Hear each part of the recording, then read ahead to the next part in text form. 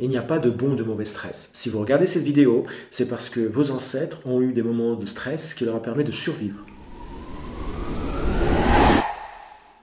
Donc, le stress est nécessaire. Le stress est un outil en nous. Le stress, c'est une réaction physiologique de votre corps face à un événement.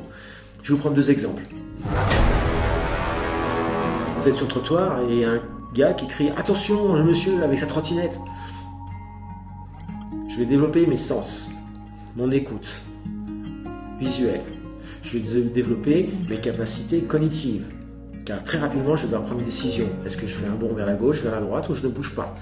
Je vais développer et préparer mes muscles squelettiques pour un mouvement et ma capacité cardiovasculaire aussi se préparer car il va falloir amener rapidement l'oxygène à mes muscles. Donc le stress amène de l'hypervigilance. Deuxième exemple, là je vous demande de travailler 4 heures sur une dissertation type le stress. Ou découvrir 5 heures. Qui est capable de le faire là tout de suite? Pas moi. Par contre, si dans 6 mois je dois faire cette épreuve et ça va être très important pour mon futur, là je vais mettre le stress des examens.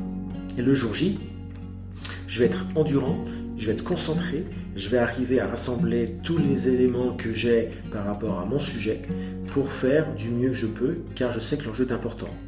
Je vais être donc endurant et concentré. Là, on est dans la zone de l'effet de stimulation du stress et de la situation de aucun stress où je n'optimise pas mes ressources, mes capacités, je suis passé à une zone optimale du stress. Donc là, je vous parle de la courbe de Yerkes-Dodson. Et cette courbe de Yerkes-Dodson, elle fait ça. Ce qui signifie qu'il y a une zone optimale de performance qui est de là à là. Donc quand j'ai pas beaucoup de stress, qu'est-ce qui se passe là? Il y a de l'apathie, il y a de l'ennui. Et là, tout doucement, il y a de plus en plus de stress. Et là, j'arrive à un seuil de stimulation. Vous voyez, à partir de là, jusqu'à là. Et là, je commence à avoir trop de stress. Donc là, je suis dans une zone de performance. Vous voyez, par rapport à là. Et là, je vais commencer à redescendre. Et là, j'ai trop de stress. Ça me fatigue. D'accord? Fatigue. Après, j'ai anxiété, rupture et burn-out. Si j'ai trop de ce stress, donc de ce système nerveux encombré qui va après déboucher sur des réactions hormonales, cela se retourne contre moi. Fatigué, anxieux et puis burn-out, car je suis trop stressé par l'événement.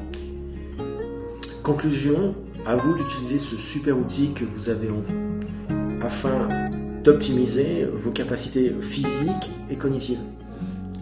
À vous de gérer au mieux cet outil. Et s'il est mal géré, car vous n'avez pas les techniques pour, il va se retourner contre vous. Si vous avez des questions ou des commentaires, n'hésitez pas. Et sinon, ciao.